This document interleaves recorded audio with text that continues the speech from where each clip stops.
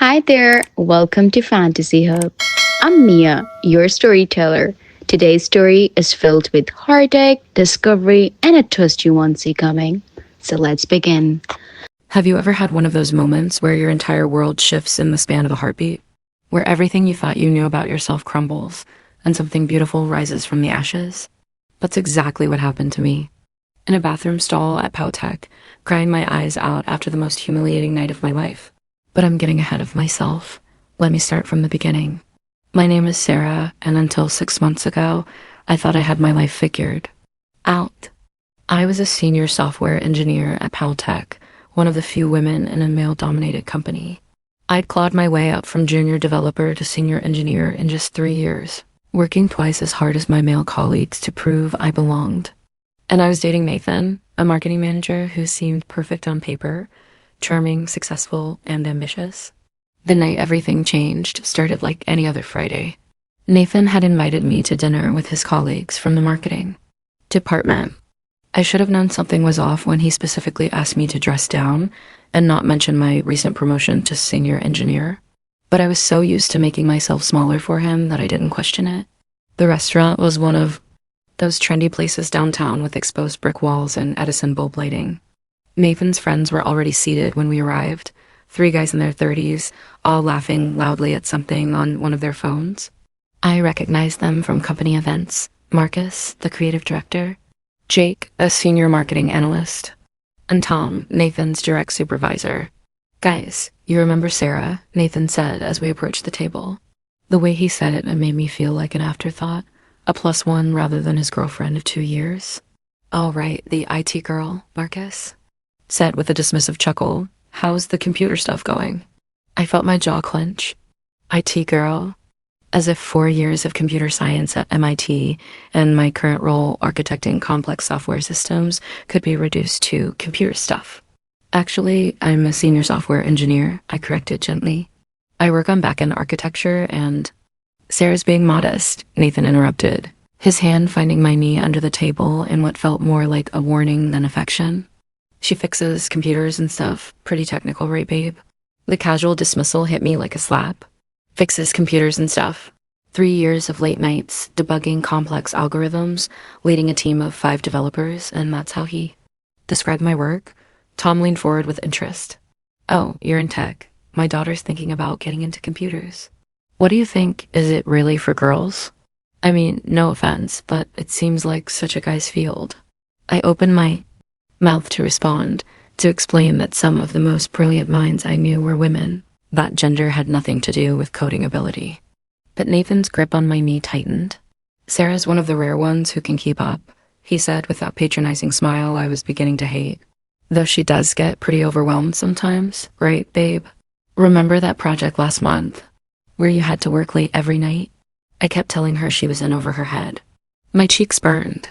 The project he was referring to was a major system overhaul that I'd not only completed ahead of schedule, but had earned me recognition from the CTO, and Nathan knew that. He had celebrated with me when I got the bonus. "That project was actually a huge success," I said quietly, but my voice was drowned out by Jake launching into a story about his latest marketing campaign. As the night wore on, it only got worse. Every time I tried to contribute to the conversation, Nathan would either talk over me or make some comment that reduced me to a stereotype. When they discussed the tech industry, he positioned himself as the expert, referencing things I taught him as if they were his own insights. When Tom mentioned his company's website issues, Nathan volunteered my services without asking, saying I'd be happy to take a peek, as if I were his personal IT support. The final straw came during dessert. Marcus was complaining about his ex-girlfriend, a lawyer who'd apparently gotten too career-focused. "That's the problem with women these days," he said, gesturing with his fork. "They think they need to compete with men instead of complimenting them. No offense, Sarah, but wouldn't you rather be planning Nathan's future wedding than debugging code?" The table fell silent for a moment. I felt Nathan's eyes on me, waiting to see how I'd respond. This was my moment to speak up, to defend not just myself, but every woman who'd ever been told her ambitions were somehow unnatural. Instead, Nathan answered for me. "Oh, Sarah's not one of those hardcore career women," he said with a laugh that made my stomach turn. She's got her little projects, but she knows what's really important, don't you, babe? Little projects. My throat felt tight, and I could feel tears threatening to spill over. I excused myself and headed for the bathroom, my hands shaking as I pushed through the restaurant's crowded dining room. The women's restroom was mercifully empty. I locked myself in the furthest stall and finally let the tears fall. How had I let it get this bad? When had I become someone who sat silently while her boyfriend reduced her achievements to little projects? When had I started believing that making myself smaller was the price of being loved? I was so lost in my misery that I almost missed the sound of the main door opening. Heels clicked against the tile floor, confident and measured. I tried to muffle my sobs, embarrassed to be caught crying in a public restroom like some cliché. "Are you all right in there?" The voice was warm, concerned, with just a hint of a southern accent. I wiped my eyes with toilet paper, trying to compose myself. "I'm fine, thanks. You don't sound fine." There was a pause. "Look, I don't know what happened out there, but I saw you leave the table looking upset. If you need someone to call you a cab or you saw me," I interrupted, confused. I hadn't noticed anyone watching. Hard to miss the only other woman in the place who looked as uncomfortable as I felt, she said with a soft laugh. "I'm Amber, by the way." I finally emerged from the stall, wiping my eyes one more time. The woman standing by the sinks was not what I expected. She was probably in her early 30s, with shoulder-length auburn hair and the kind of confident posture that suggested she was used to being in charge. Her black dress was elegantly simple, and she wore it with the ease of someone completely comfortable in her own skin. "Sarah," I said, moving to the sink beside her to splash cold water on my face. "Nice to meet you, Sarah, though I wish it were under better circumstances." Amber handed me a paper towel. "Want to talk about it?" Something in her tone, genuine concern without pity, made me want to open up. Maybe it was because she was a stranger, or maybe it was because I was so desperate to be heard, but I found myself telling her everything. Nathan's dismissive comments, his friend's casual sexism, the way he'd reduced my career to a hobby. And the worst part, I finished, is that I just sat there. I didn't defend myself. I didn't stand up for what I've worked so hard to achieve. I just took it. Amber was quiet for a moment, studying my reflection in the mirror. When she spoke, her voice was firm. "You know what I think? I think you've been conditioned to believe that your voice doesn't matter as much as his. That keeping the peace is more important than keeping your dignity." She turned to face me directly. "But here's the thing, Sarah. You matter. Your work matters. Your voice matters. And any man who can't celebrate your success isn't worthy of sharing your life." Her words hit me with unexpected force. This stranger had articulated something I'd been feeling but couldn't quite name. "It sounds so simple when you put it like that," I said. "Simple doesn't mean easy," Amber replied. "But you're stronger than you think, I can tell." Before I could ask what she meant, my phone buzzed with a text from Nathan. "Where are you?" "We're ready to leave." I showed Amber the message and she shook her head. Not even a "Are you okay?" or "Take your time," she observed, just demanding to know where you are. She was right. I looked at my reflection one more time, red eyes, smudged makeup, deflated posture.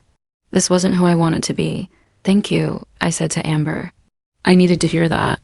"We all need reminding sometimes," she said with a smile that transformed her entire face. "Take care of yourself, Sarah. You deserve better than tonight." I walked back to the table with Amber's words echoing in my mind. Nathan barely looked up when I sat down, too engrossed in some story Tom was telling about a client. When we finally left the restaurant, he was oblivious to my mood. "Great night, right?" he said as we walked to his car. "The guys really liked you." I almost laughed at the absurdity of it. Did they? Because it felt like they barely acknowledged I existed. Nathan frowned. "Don't be dramatic, Sarah. You're being too sensitive." Too sensitive. Those two words crystallized everything that was wrong with our relationship. Every time I expressed frustration or hurt, I was being too sensitive. Every time I wanted to talk about my work achievements, I was showing off. Every time I disagreed with him, I was difficult. The drive home was silent. Nathan seemed to sense my mood, but chose to ignore it, turning up the radio instead of asking what was wrong. When we reached my apartment, I didn't invite him up. "I'll call you tomorrow," he said, leaning over for a kiss. I turned my head so he caught my cheek instead. That night, I lay in bed replaying the evening and thinking about Amber's words. I'd built a successful career, earned respect from my colleagues, and carved out a place for myself in a challenging industry. So why did I feel so small in my personal life?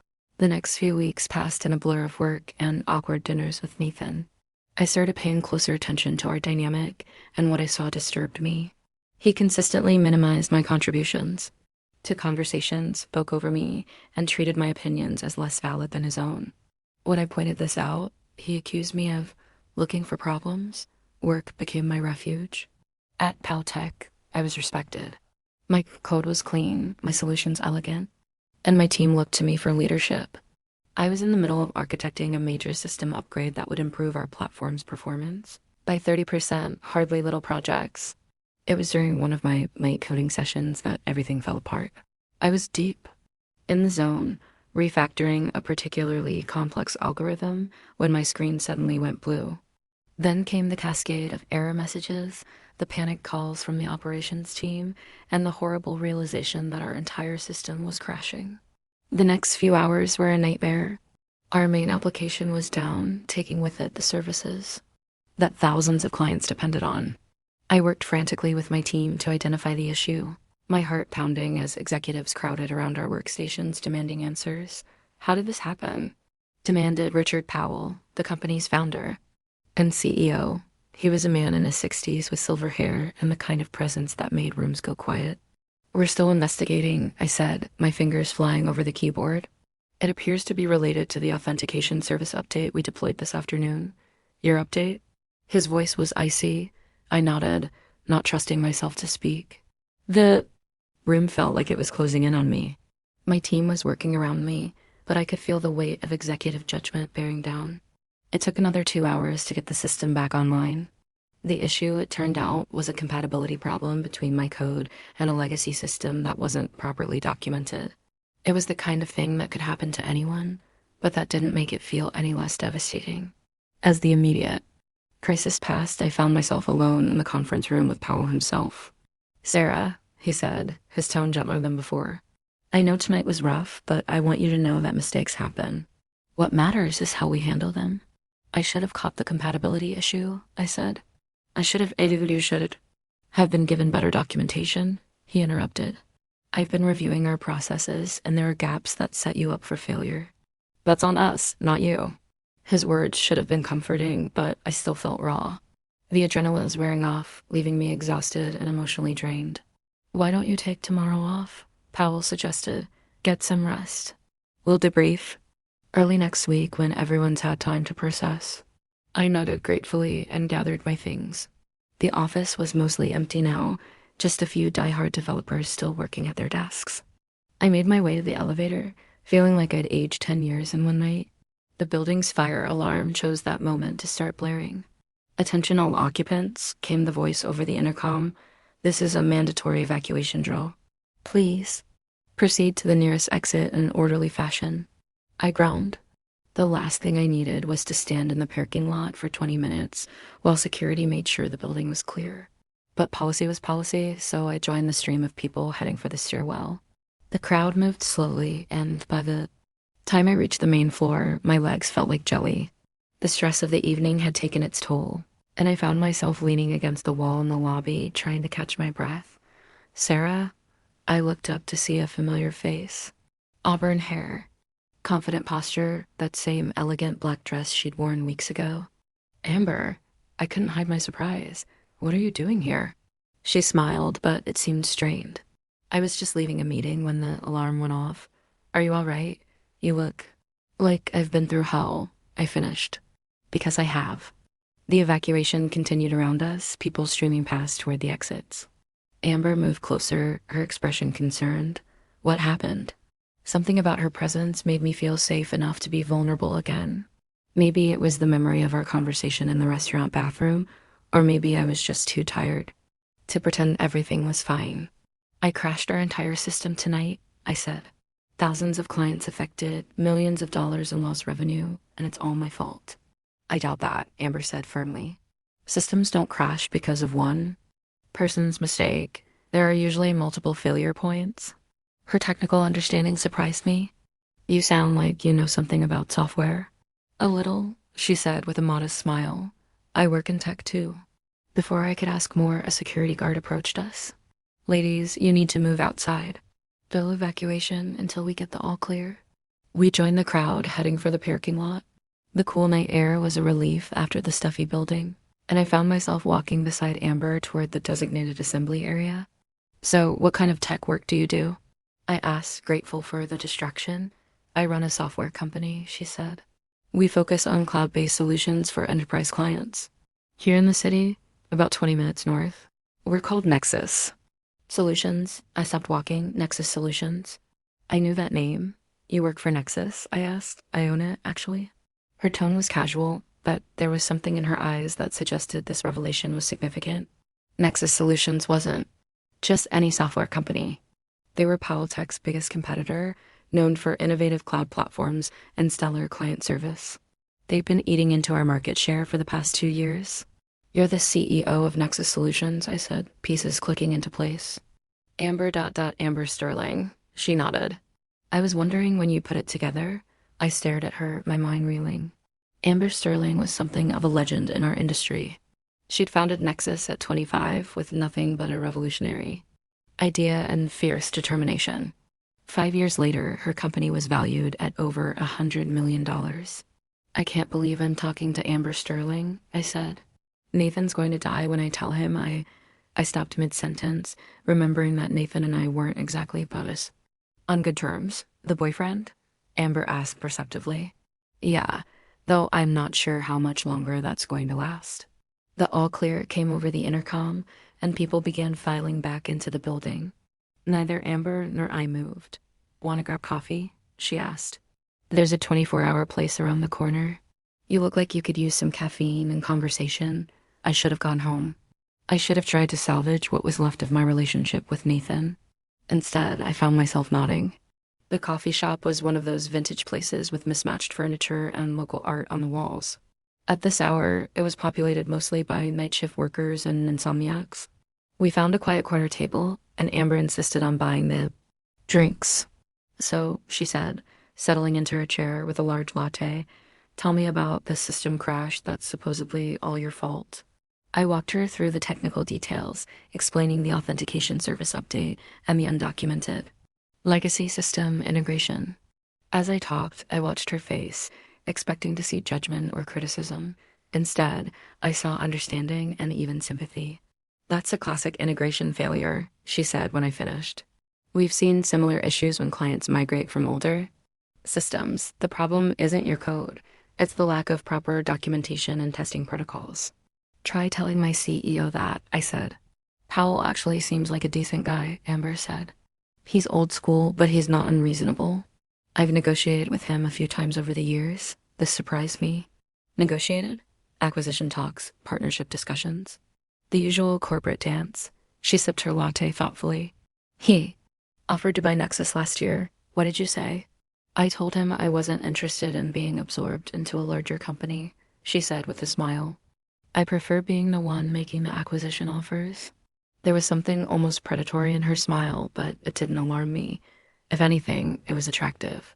Here was a woman who knew what she wanted and wasn't afraid to go after it. What about you? She asked. Ever think about jumping ship? I'm always looking for talented engineers. The offer caught me off guard. You're trying to poach me? I'm having coffee with someone whose work I respect, she said. If that leads to a job conversation, so be it. You don't even know my work.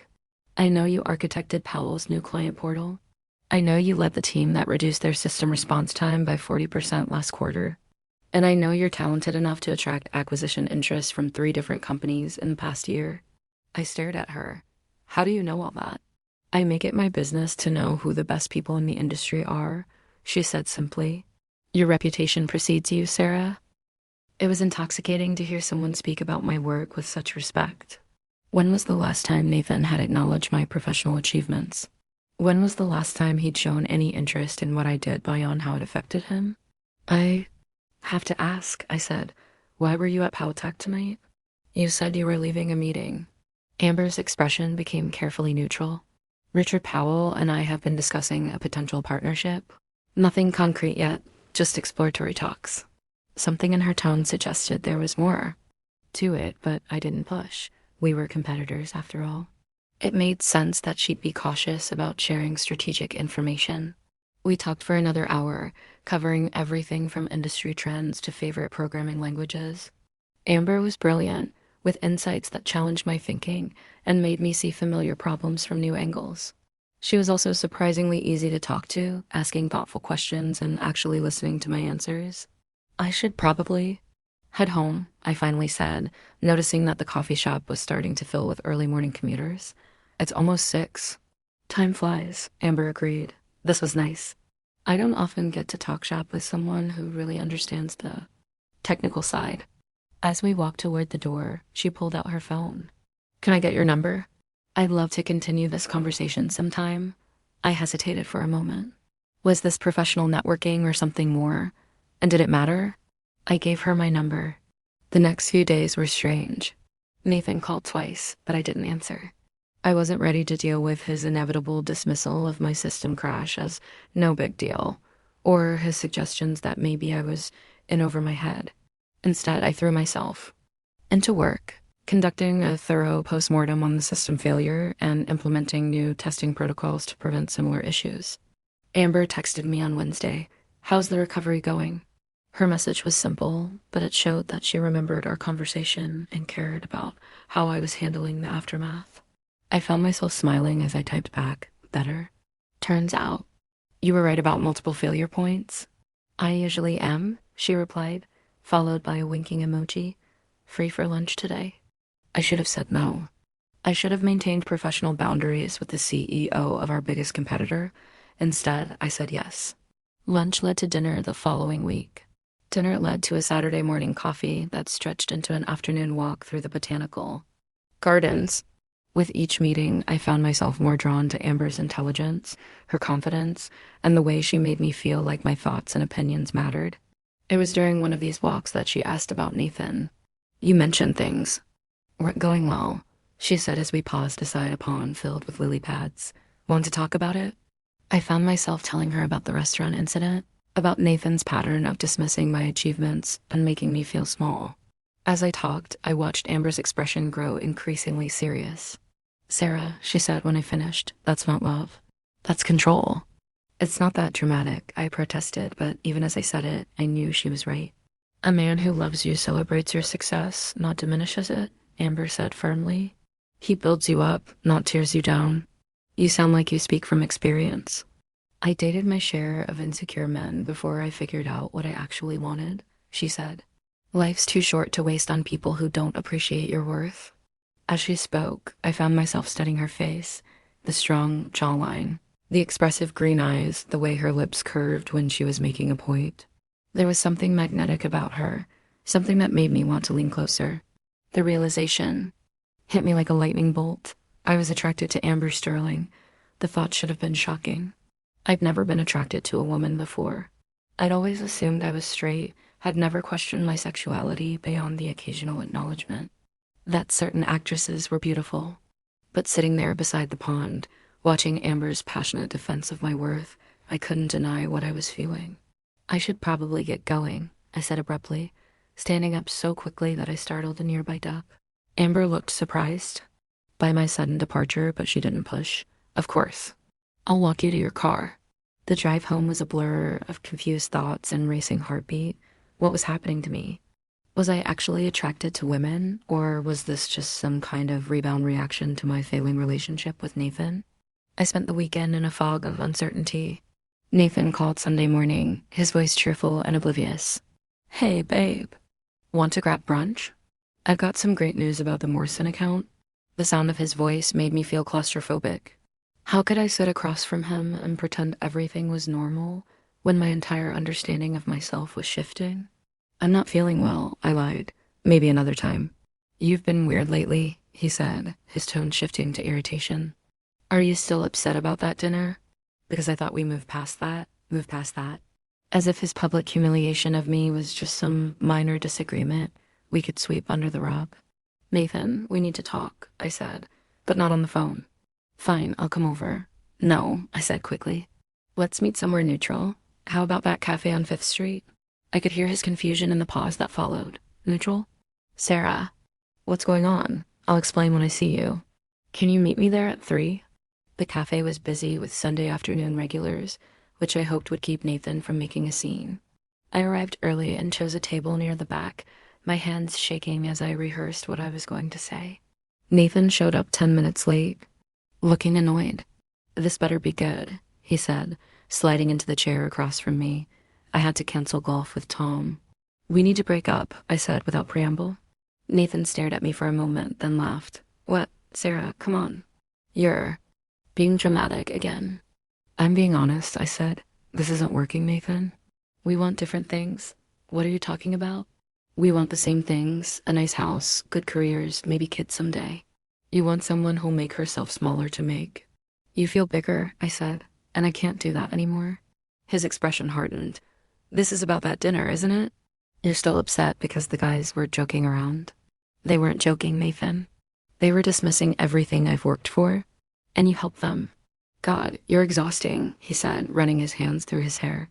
Do you know how hard it is to date someone who's always looking for problems, always playing the victim? His words stung, but they also clarified everything. This was exactly what Amber had been talking about, the way he turned my legitimate concerns into character flaws. I'm not playing the victim, I said calmly. I'm recognizing that I deserve better. Better? Nathan's voice rose, causing other patrons to look in our direction. You think you can do better than me? Sarah, let's be realistic here.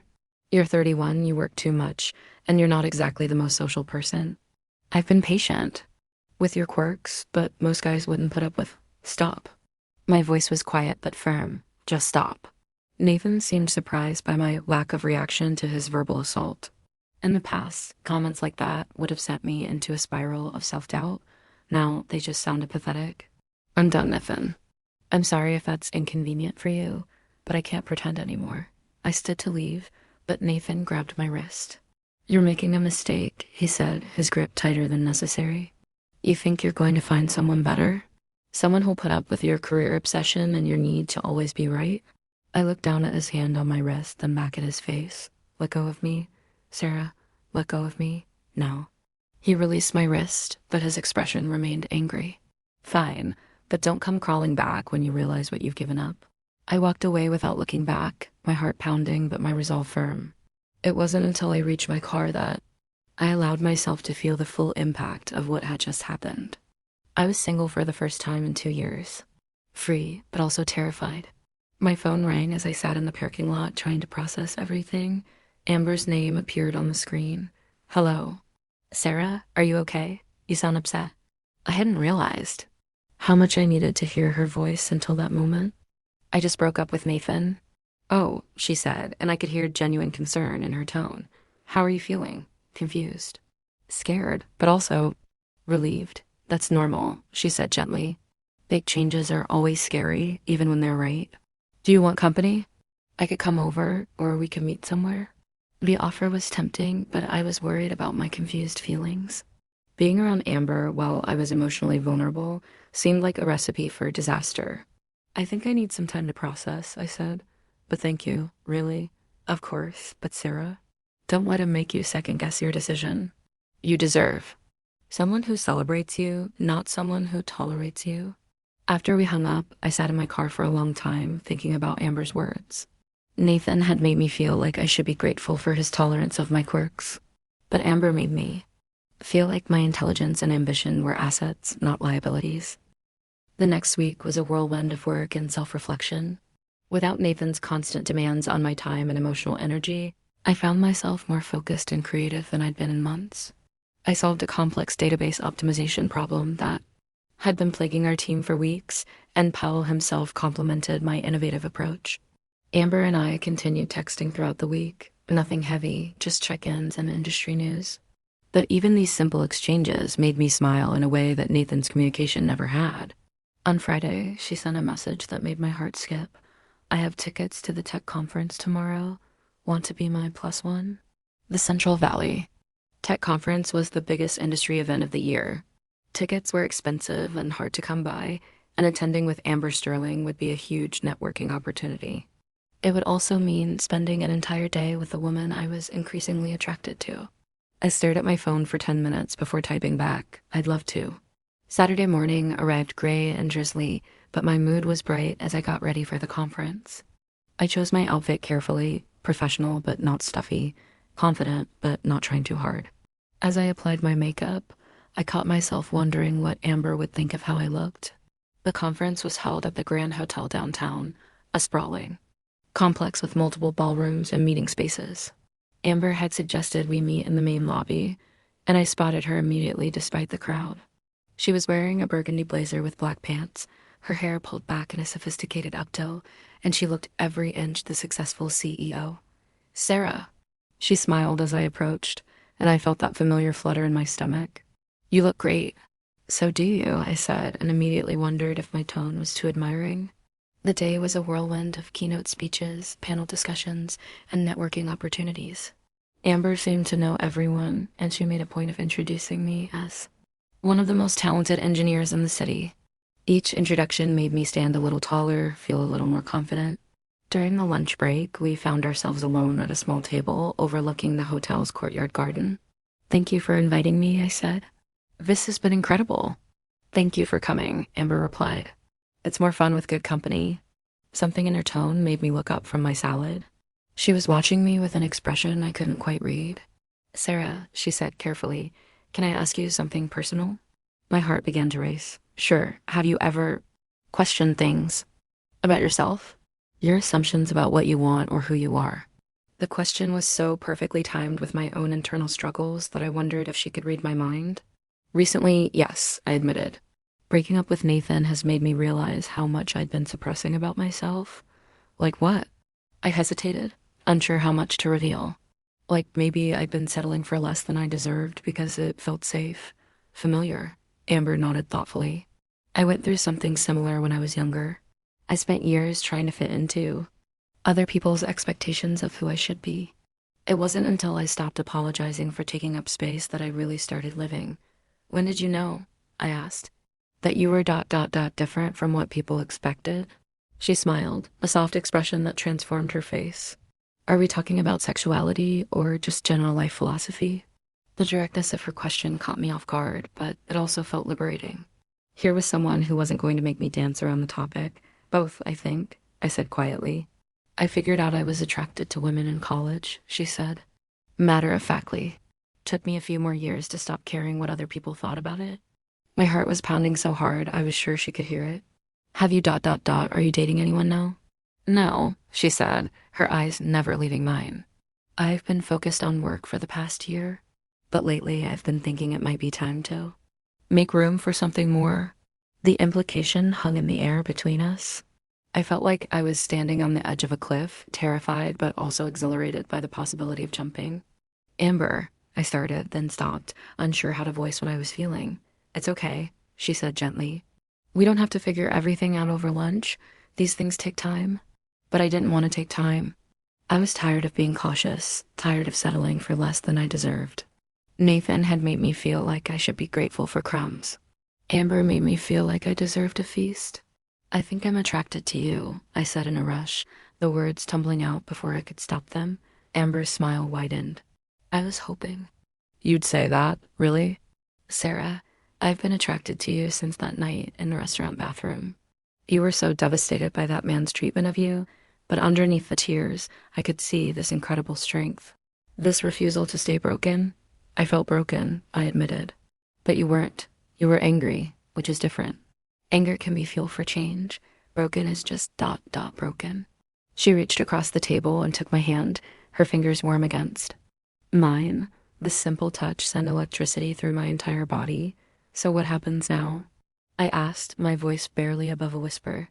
Now we take things one step at a time, she said. No pressure, no expectations, just possibility. The afternoon. Sessions felt like a blur.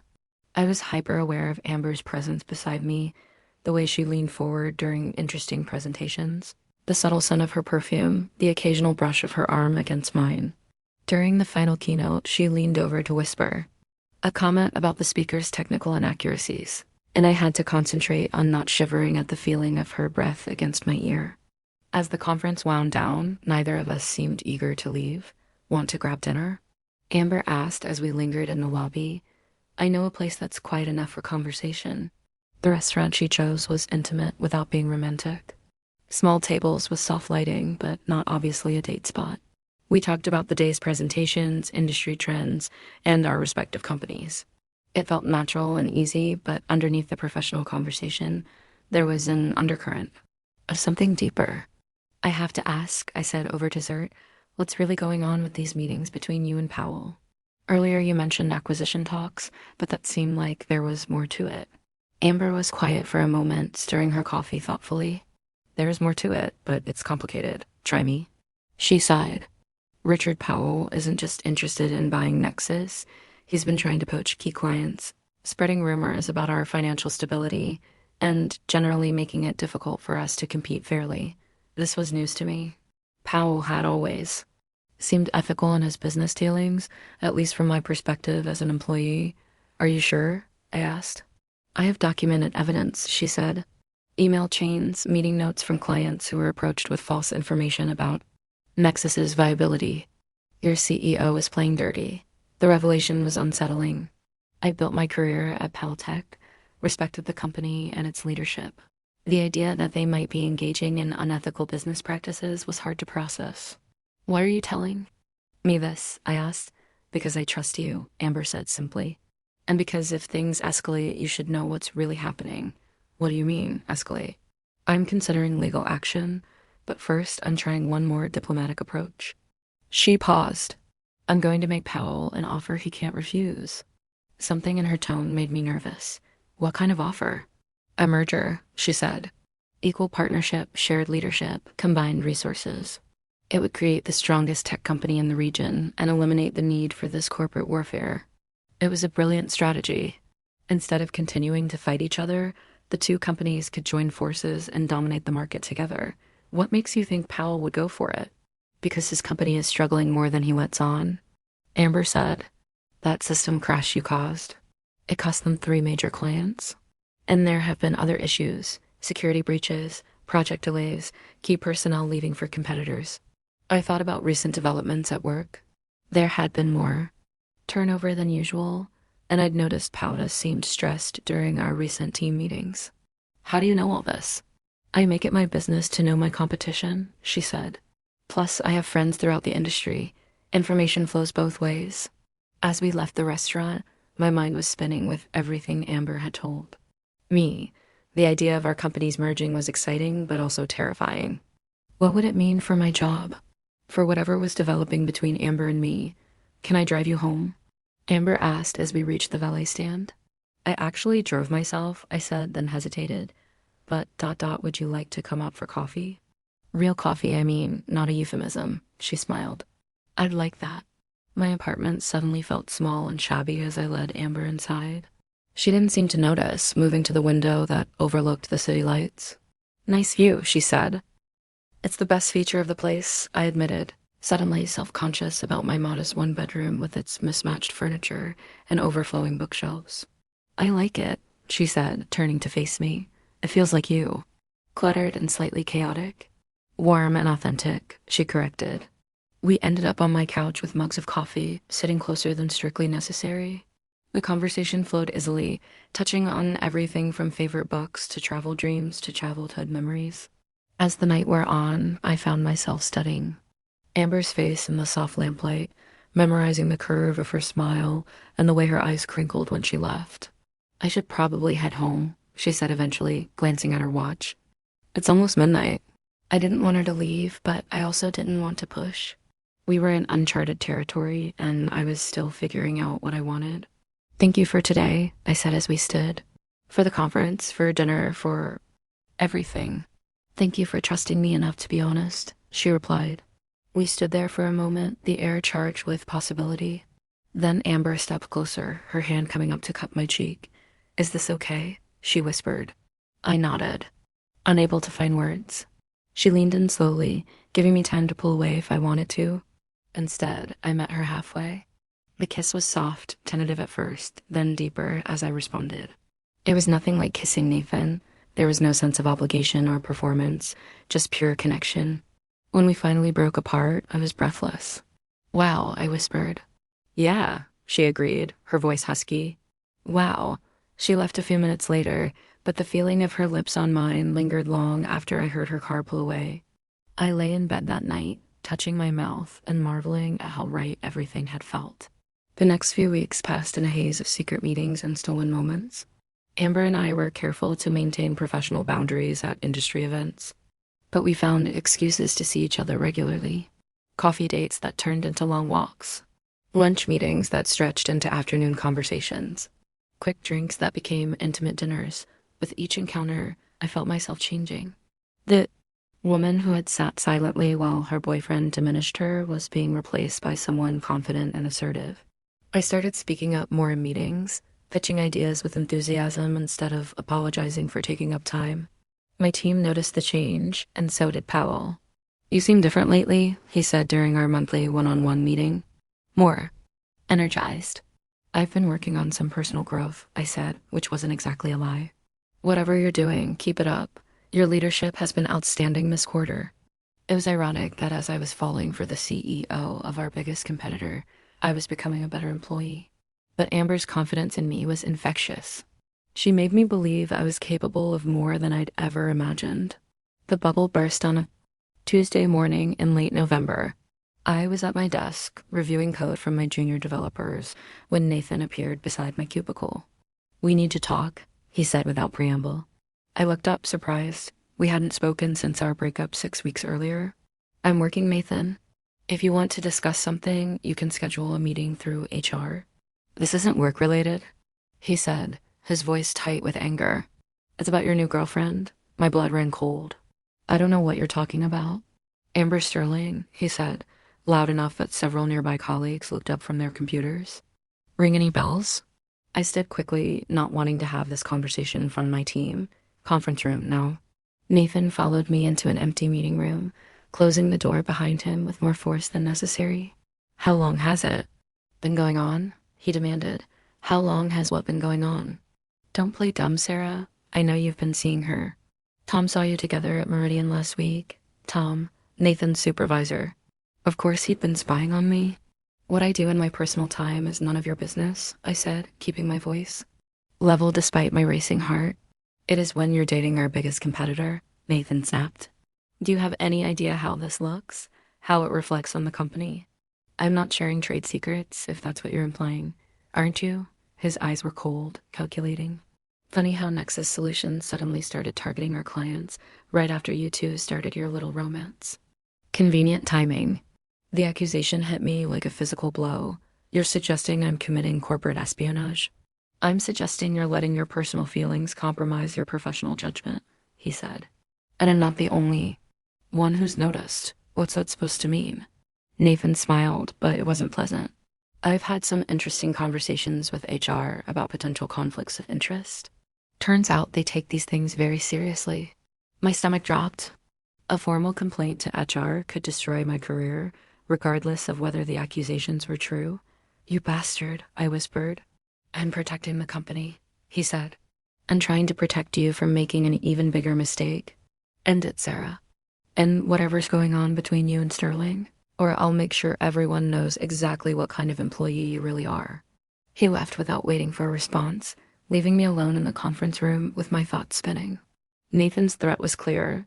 Choose between Amber and my career. The unfairness of it made me want to scream.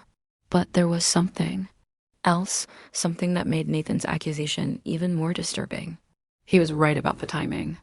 Nexus had started aggressively pursuing Pal Tech clients around the same time Amber and I had started seeing each other.